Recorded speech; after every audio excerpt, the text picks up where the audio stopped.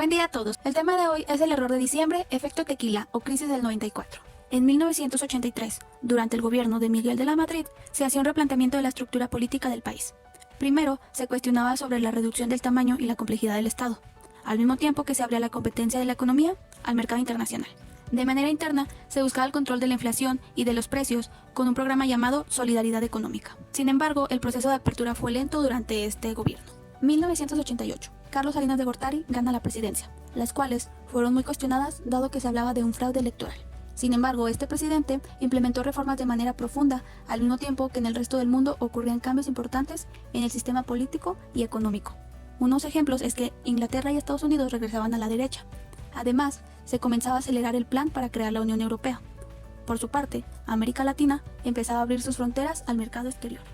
Al inicio de los años 90, Salinas realizó reformas estructurales para, primero, permitir la llegada de empresas extranjeras. Segundo, dar facilidades a los bancos que de nuevo habían sido privatizados. Se inició también la negociación del Tratado de Libre Comercio y otros planes de libre comercio con Latinoamérica. A su vez, se empezaron a privatizar empresas como Aeronaves de México, Mexicana de Aviación, Teléfonos de México, la minera Cananea, entre otras.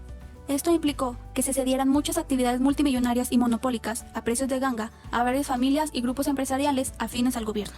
Estos nuevos ricos eran los encargados de actividades claves del Estado, como lo son las telecomunicaciones, la minería, la infraestructura y la banca. En este sexenio, gran parte de la población tuvo acceso a créditos bancarios útiles para la compra de bienes, ya sean casas, autos o para que pusieran un negocio. Esto también generó confianza y la llegada de capitales. Al finalizar el sexenio de Salinas de Gortari y el inicio de mandato de Zedillo, se vino la crisis económica en México en 1994. En el ámbito internacional, se le conoció como crisis del tequila a las consecuencias económicas que repercutieron en México en ese año.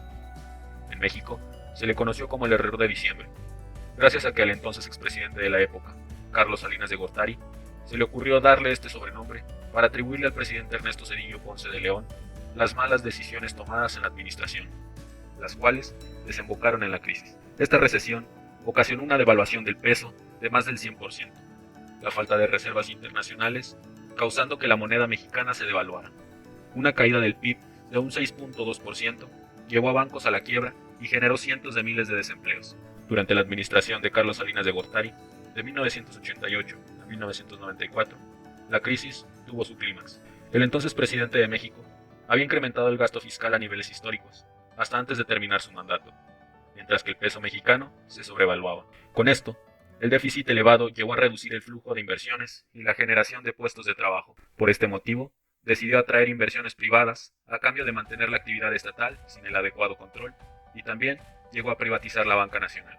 Los fondos que provenían de estas ventas y de otras compañías del gobierno se invirtieron en infraestructura, la cual era necesaria para incrementar la productividad del país y alentar las inversiones, las cuales generarían nuevos puestos de trabajo gracias a que se ponía en marcha el TLCAN.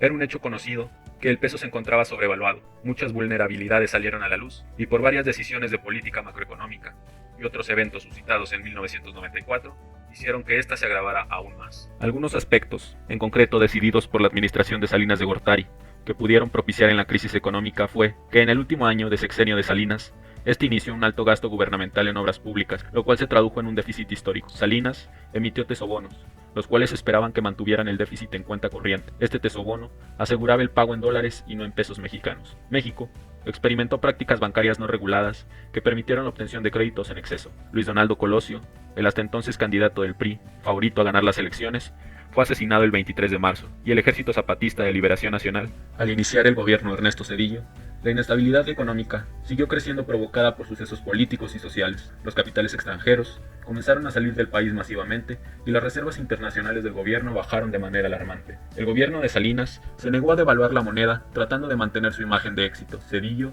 llegó a la presidencia en diciembre de 1994 y decidió afrontar esta situación. Sin embargo, la forma de hacerlo no fue la mejor. Antes de devaluar la moneda, hizo ver sus intenciones a empresarios mexicanos y extranjeros, y con ello se provocó una mayor salida de divisas. El peso se devaluó de 3.4 a 7.20 pesos por dólar. México se vio en dificultades de pago aún mayores, lo que se conoce como error de diciembre. Los efectos en la población mexicana fueron aterradores. 1,5 millones de mexicanos se quedaron sin empleo, por lo que la migración a Estados Unidos aumentó descontroladamente. Estados Unidos actuó para evitar que la caída de México fuera aún mayor. William Clinton creó el Fondo de Estabilización de Divisas, que logró reunir 50.000 millones de dólares para el rescate y permitió la estabilización del tipo de cambio. Los ingresos petroleros de México quedaron empeñados para pagar ese préstamo. Los bancos quedaron debilitados por la falta de pago de sus acreedores y tuvieron que ser rescatados por el gobierno a través del Fobaproa, con el fin de garantizar los depósitos de los ahorradores. La conversión de esta deuda privada en deuda pública, sin embargo, provocó una profunda controversia. El aumento de las exportaciones, gracias al tipo de cambio favorable, permitió que México se recuperara lentamente de la crisis. En 1997, se pudieron pagar por adelantado los préstamos contraídos con Estados Unidos. El crecimiento de la economía en 1999 fue del 7%. La crisis económica también llevó a una profunda crisis de seguridad. Aumentaron los secuestros y también aumentó el crimen organizado como el narcotráfico. Durante el sexenio de Ernesto Zedillo no se llegó a una solución con el Ejército Zapatista de Liberación Nacional. Sin embargo, para 1999 el levantamiento guardaba silencio. Matanza de indígenas zapatistas en Chiapas por parte de un grupo rival, supuestamente vinculado al PRI, y la masacre de campesinos en Aguas Blancas por parte de la policía guerrerense. En 1995, Zedillo anunció que en México había terminado la impunidad. El caso del expresidente Salinas, que fue aprehendido por la PGR bajo los cargos de asesinato y enriquecimiento ilícito, quien 10 años después dejó la prisión y al cabo fue exonerado de los cargos. En el terreno político la oposición comenzó a ganar terreno a lo largo y ancho del país. Zedillo dio total autonomía al IFE y en 1997 reconoció la histórica victoria de Cuauhtémoc Cárdenas Solórzano en el Distrito Federal.